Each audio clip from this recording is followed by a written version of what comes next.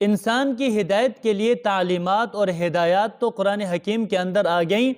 لیکن اس کے باوجود اللہ رب العزت نے ہدایت اور تعلیمات کے عملی نمونے انسانی صورت اور سیرت میں بکثرت بھیجے،